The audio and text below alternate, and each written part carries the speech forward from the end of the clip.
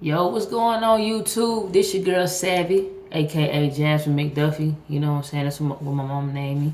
Um, this your girl straight out of Atlanta, Georgia, baby. Yeah, South Side. What's good, man? So I'm coming to y'all cause the Lord came to me and told me I gotta make this YouTube video for y'all. So I'm gonna be obedient and do what He told me to do. So He want me to tell y'all my story. So I'm gonna go ahead and do that. You know, share my testimony, and hopefully, what I share with you guys can help you, overcome what you're going through as well. Hold on, let me fix the lighting a little bit, man. This lighting kind of bad, y'all. Let's see, try to stand about this light. I don't know. I'm gonna talk to y'all like this, then. Kind of got the light shine on my forehead. Anyways, man, my story, my story kind of crazy. I mean, everybody kind of got that crazy story. So me, before I got saved, I was that type of person that I like drinking. I smoke. I ain't smoked in like about 4 or 5 years though. Cause I'm in the Navy. I'm in the military. So I was like, nah, I ain't even gonna risk it. But I always been a drinker. I've been drinking since I was 14. I've been smoking since I was 14. But I ain't no heavy smoker though. Well, I wasn't no heavy smoker. I smoke a black and mild before I smoke some weed now, cause the weed nowadays, man. Well, I don't know about nowadays, but before I came in the Navy, that weed ain't nothing to play with. But anyways, man, let's get back on topic. That's something for another day. So when I let me see. I came to the Navy in May 2013. I've been on, I say 1.5 deployments. I say half a deployment because I didn't do the whole deployment. They actually flew me out onto the ship in 2014 to finish out the deployment with the ship or whatever. So that time was kind of hectic for me. All I did was drink every single day. And it got to the point where, I wake up drunk, go to sleep drunk, I'll be at work drunk. I was just drunk. And only way that I didn't drink is if one, I ended up like getting sick. I was drinking way too much. Or two, I was just tired because I was up all hours of the night. Like I literally be drinking till about 2, 3 in the morning, try to go to sleep drunk, and then I gotta get up at 5 o'clock in the morning to be to work at 6. So that's pretty much how my whole weekdays used to run. And what year was it? It was in 2015. So we was getting ready to go on my second deployment. I'm on one of those aircraft carriers. If you don't know what it is, like when you see those Navy movies, like it's like a huge ship, and then you got the planes that land on the ship. So that's an aircraft carrier. So I'm on one of those huge ships. You can only imagine. It's like 5,000 people that be on one of them things. Them bad boys ain't nothing to play with. But anyways, so in September 2015, I'm in the shower sober, and the voice came to me. It was like, Jasmine, I want you to stop drinking till the end of the year. And it's funny because all my homies like, yo, every time like we would go out and I'd be like, yo, I can't drink until the end of the year. They'll be like, I telling them the story because they look at me crazy like, what, you? And I tell them like, yo, a voice came to me. I think it was God. Actually my intuition felt that it was God, but I'd rather do what that voice told me to do, what that voice told me to do, than to not do it. And if it's God, then I'm being disobedient. Cause at the time, like I always told everybody I'm a Christian, but I only said that I was a Christian because I like growing up, my mom had us in the church. So I was like, okay, cool, you know what I'm saying? My mama had us in the church. I believe in God, I'm a Christian. Now, me being saved and everything, I understand that it takes more than that. Like you to being a Christian, like you have to actually confess with your mouth and believe in your heart that Jesus Christ is the Lord and Savior, that died on the cross for your sins. And once you understand that concept and you accept it, then you accept Jesus Christ into your life. And you know, you have been cleansed of your sins, because we all are born into sin. And God knows that we're not perfect. But when we get born again, we still ain't perfect, don't get me wrong. Ain't no Christian's perfect. As long as you're a human being, you know what I'm saying? Only person that is perfect is God.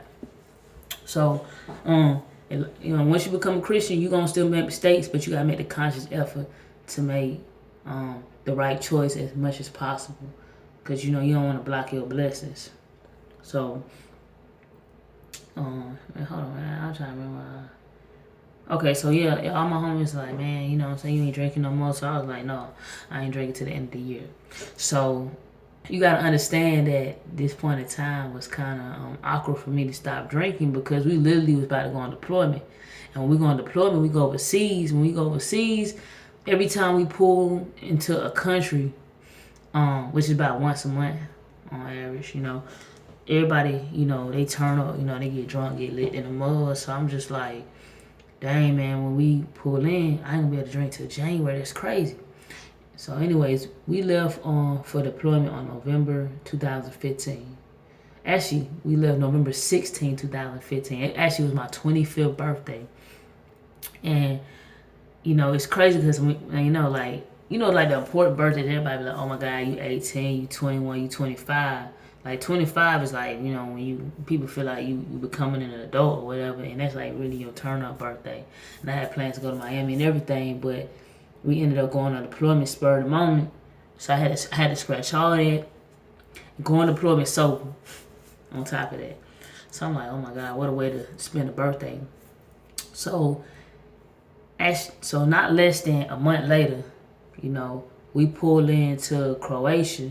Everybody turning up. Croatia cheap in the mug too. Like, you can get you a shot of like Hennessy for like $2, man, and American dollars, you know. So everybody was having a good time, and I was just sitting there sober with my drink, you know, looking salty in the mud. Like, I'm glad y'all having a good time. But you know, it was cool, something different. A little bit after that, I had my first incident. So, you know, the aircraft carrier, like I told y'all, how the planes be landing on the ship. The top of the ship that they land on is called a flight deck. So I used to work on a flight deck, and my job is an electrician in the Navy. So I work up there on the flight deck with the planes. So I'm up there on watch, and mind you, at the time, the working hours that we had, we worked at night, but we slept in the daytime. Cause that's how they had us at that time. That was their strategy or whatever. So, can't get too much information. But yeah, we would work at night, sleep in the daytime. So at that time, I was up on the flight deck like I'm supposed to be, making sure all the equipment good to go so that the planes can land on the ship. So this jet turned on me, and I'm literally standing behind the jet. Like, I say maybe about a good 5-6 feet from the back of the jet. I was pretty close, and then I see the engine opening up, but I ain't had time to run. So, cause I would have got blown away.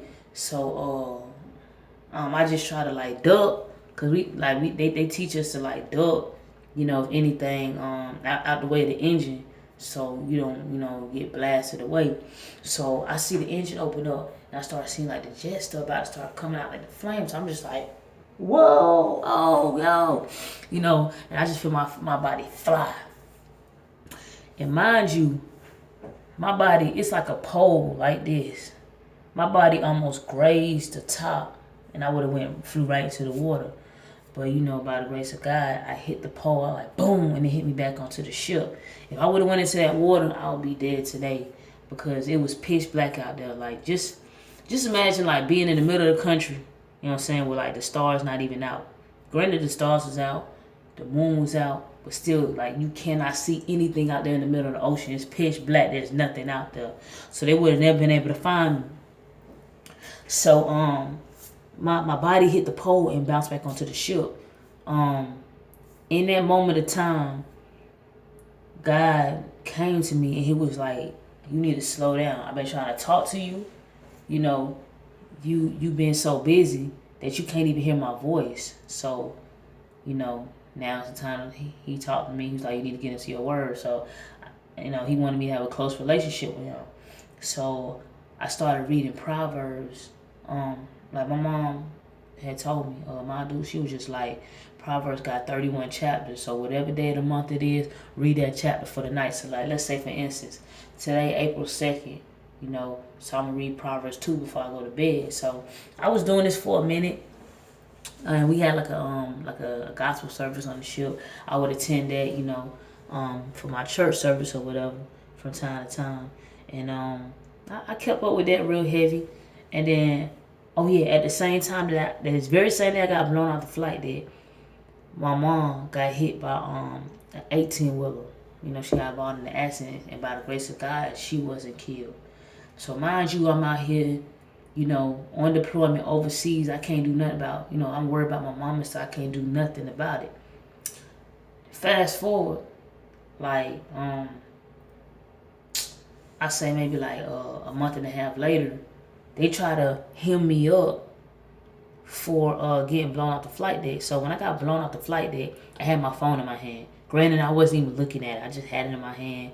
Like, we're not supposed to have it up there. I'm not gonna lie. We're not supposed to have it up there. But all of us always have our phones up there. We up there just chilling, waiting for time to fly by. We be on our phones, but I wasn't even on the phone. That's the crazy part about it. So they didn't want to take responsibility for me pretty much about to get killed. So they tried to put it on me and say I was on the phone. So I get sent up to Mass. That's like the Navy's version of going to court or whatever. And they said I was going to go on restriction. So I guess you can kind of look at that as like house arrest on the ship. So they had me on restriction. So when you're on restriction and the boat pulls into a country, you're not allowed to get off the boat. So pretty much after I almost got killed, my mama almost got killed, they got me stuck on the boat. I can't get off.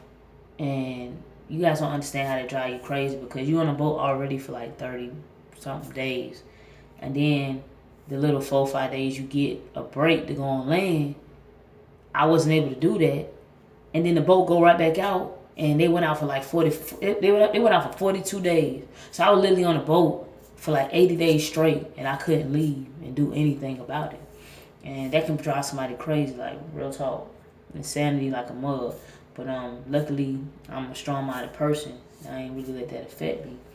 So fast forward, I end up losing my significant other. At the time, we had been together off and on for like I said, like 11 to 12 years. Her grandma passed. I knew her grandma since I was 14. Mind you, I was 25 at the time. So she was pretty much like my grandmama too. And I was trying to ask her to go home, asking her to fly me home so that I could, go to the funeral or whatever. And they was like, nah. They sent an American, they tried to get, my mama tried to get an American Red Cross message sent to the ship and everything so I could leave. They weren't having it. So I got all this stuff going on. Then I got like other complications and issues and stuff going on at home, And it's just like everything started getting overwhelming. But I still stayed into my Bible reading, I had faith. But still, I really don't know the ins and outs of being an actual Christian. So fast forward, we get off deployment on July 13, 2016. And mind you, I started drinking again in January, but I was only drinking like when we would pull in like about once every month and a half. So I didn't really have the opportunity to drink like I normally would. So we get back, I'm like, yo, I've been doing so good after I stopped drinking for them couple of times. I mean, for those 3 months, those 3-4 months. I was like, I think I'm good, like I'm not gonna be drinking like that. Man, I kid you not, man. When we get back in July, I'm drinking every single day. Like I'm sliding back into my old way, drinking like a 50 Henny every single night. And when we get back, I started going through some things like around September, and everything just started crashing down on me. And it started getting overbearing. Like I was having like pains and everything from when I got blown off the flight deck. I was having like different issues and stuff back home, stuff going on with me personally, and like mentally and emotionally, and it was getting overbearing. So I seeked out help from a psychiatrist. And then she asked me straight up, she was like, how your drinking habits? I'm like, yo, I drink like a 50 Henny every night, like I just told y'all. This lady signed me up for rehab. I was pissed. I'm like, yo, what I look like going to rehab? What I need to go to rehab for? I'm coming to you for help because everything going on in my life, you're supposed to help me fix it. You know what I'm saying? I'm trying to confide in her like she got or something. I'm like, yo, you supposed to be trying to fix it, and you up here trying to send me to rehab. So, you know, your girl's salted in the mud. So, around that time too, I also reached out to one of my good friends. And I told her, I'm like, yo, I'm trying to, go to church. I know you sending the invitation a couple times, like, in the previous years. And I never took you up. I took her up on the offer one time, but I kid you not, man. Her church service was like 4 hours. Like, I don't know about y'all, but I felt like, I'm like, look, Lord, I done gave you 4 hours of my time, man. It's Sunday. I'm trying to go to the crib and chill. I'm trying to drink, man. So I walked about the service before it was over with. I was there for 4 hours. I felt like I was good. But I was willing to give it another chance because of everything going on. Because, every time you have a crisis, you always trying to reach out to the Lord. So I'm like, all right, cool. Well, it was cool to me. So I started attending church. I actually started liking it. I was consistent. I was going on Sundays and Tuesdays for like a month. And then when things started getting better, you know how we do. Tend to fall back. When you ain't loyal to something, when it's not working out for you, you ain't trying to be committed no more. And that's how I did. I fell back into my old ways again. You know what I'm saying? Drinking, just chilling, partying, not caring about nothing. Just having a good time, running around from state to state, constantly traveling. I'm like, yo, I'm about to do my thing, man. We've been going on deployment. I'm about to, just travel. And that's what I was doing. And then my auntie, one of my dad's, it was my dad's, one of his younger sisters, she came to me and she called me one day and she was like, the Lord told me to tell you to slow down. I'm like, okay, what you mean? And she was like, you just running up and down this road. The Lord said slow down. And when she said that, it didn't even hit me like, before the Lord had slowed me down. I'm just like, yeah, whatever. So I kept doing me. So I ended up getting surgery in November. And I had to drop my mama off at the airport. Cause she flew out here, to like help look after me. I was on bed rest and everything from the surgery. So I dropped back off at the airport. I'm still on bed rest, literally like 4 or 5 days after my surgery. And they gave me like 2 or 3 weeks off from work. So I dropped my mom off in North Carolina. I head back to Virginia. That's actually where I'm stationed at. I head back to Virginia, and like I'm driving, and my car got hit by a deer, man. On my driver door, like the deer legit ran into my door. So this happened December 5th. I got my surgery November 30th of 2016, last year. So when that happened, I was just like, bruh, it don't stop. But me, my ignorant butt, I had already planned to go to New York, around that time. So like after that happened, like 2 days later, I was just like, me and when a homegirl was just took the road trip to New York. We was just climbing in and out the driver window or going through the passenger door. Like, we looking so silly, man. But I was just like, I ain't finna stop taking my trip just for no dough, man. As long as the car ride, man, we out. Pew! We was out. But, so, when we get back from New York, I literally have to go back to work like a week later.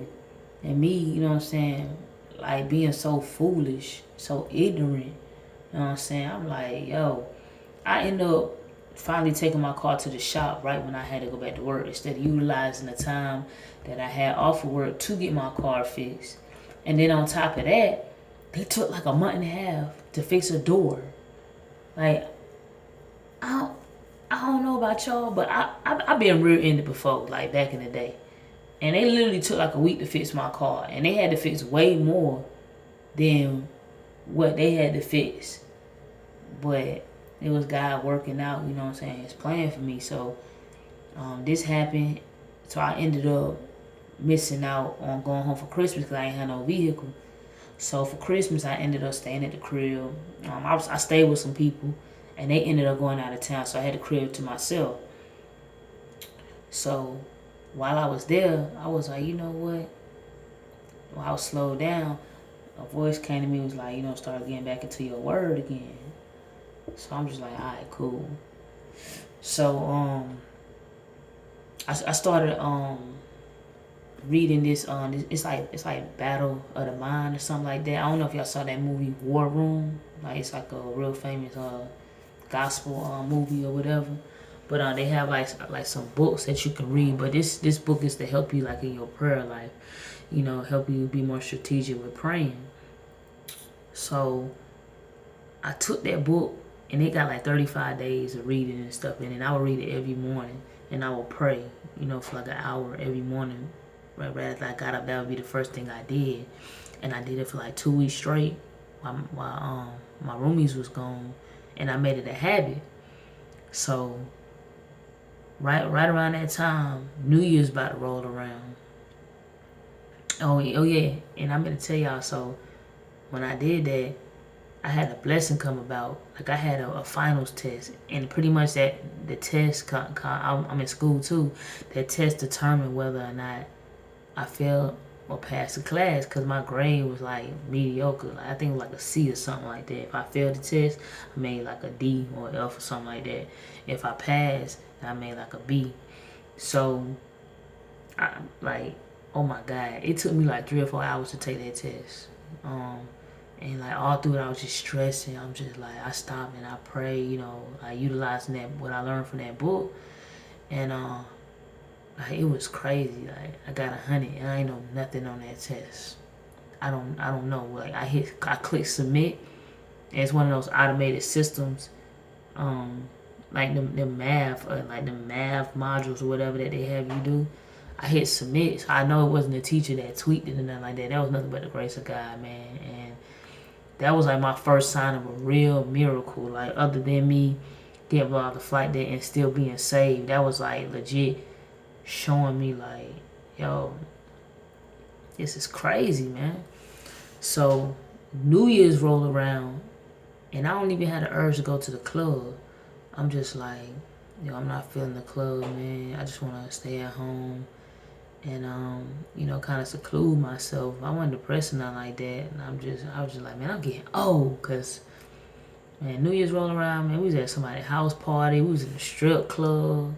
We was in we'd be in a regular club. We'd be somewhere turned up, drunk in the mud, man, about to get locked up. So I was just like, man, I gotta do something different this year, especially like after being delving heavy into that book. It made me like kind of change my mindset on everything and be more conscious. So one of my homegirls hit me up. She was like, yo, man, let's go to church this New Year's. I'm like, all right, cool, man, I'm down, and I was feeling it. So we ended up going to church. This girl get a text from some of her people.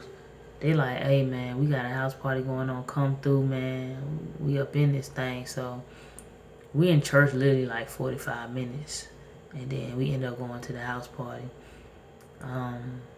Luckily, at that time, I was asking God. I was just like asking, like, yo, what's the point of going to church? Because I was battling at that time with whether I should go back to church or not, because I was feeling like church is just a place, for people to run around, act the fool, act the donkey. I just felt like a lot of stuff was staged. I'm not saying that it's fraud, don't get me wrong. There's some great churches out there, but you also have to be careful of what church you're attending. So you have to be careful. And I just felt like I wasn't getting the necessary food, like spiritual food for my body. Well, for my spirit. So, I was just like, there's no point in me going to church. Like, my mom always taught me that it's not the religion that you have to so much delve into. That's just a part of the process. It's more so about your relationship with God. As long as you got that, that's all that matters. So I'm like, cool, all I need is the Bible, to get closer to God, because that's how you learn about God. You got to have that Bible to learn who he is and what he wants you to do, and what he expects of you. And so I was like, all I need is my Bible and prayer, and I'm good. But the preacher that night, he was just like, you need to go to church for the support system and the fellowship, because the Bible tells us the fellowship with other believers. So I was just like, okay, that answers the question. That's why I got to go to church. So when that happened, I made a conscious decision that I was going to start going to church again.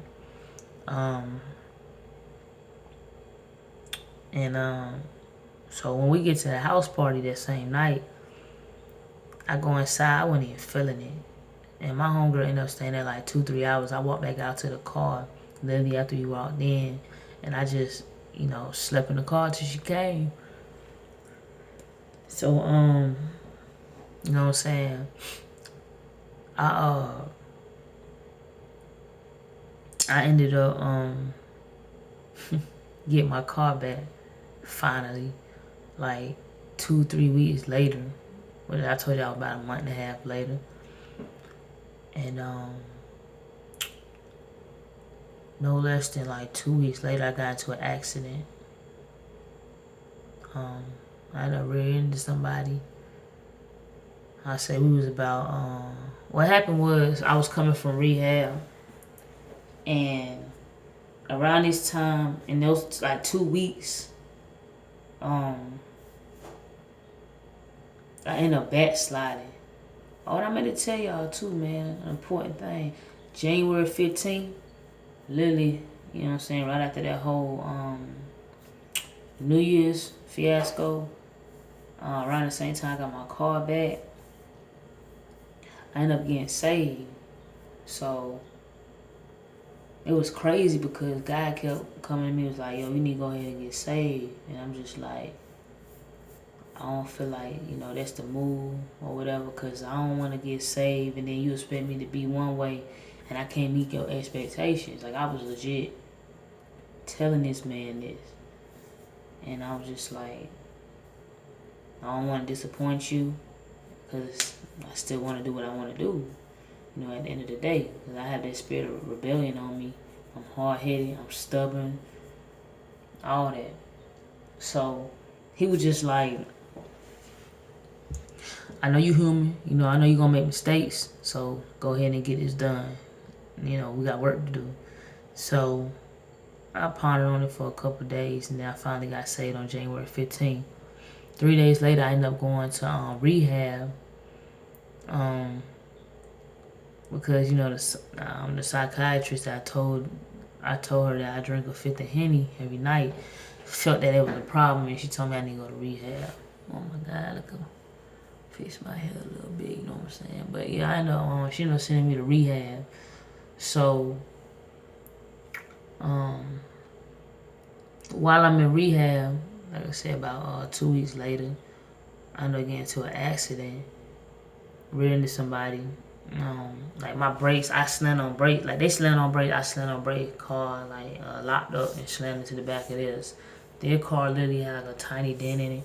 My whole grill, pretty much the whole front of my car was gone. Fluids all over the highway. And I had just murdered the highway. I was saying I was going maybe like 40, 45 miles per hour, because I was just chilling. Like, it was a beautiful day.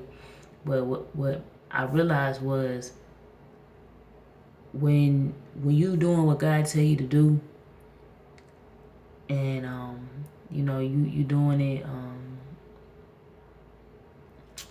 kind of like getting back into your word, or you're delving into your word and getting even stronger, the devil trying to mess with you. So it's ironic, because I had been out of my Bible for like 2 weeks. I was messing up, kissing on folks, trying to have sex, and I had just picked my Bible back up. And I legit like delved into that Bible for like an hour and a half that day, right before I got into the car.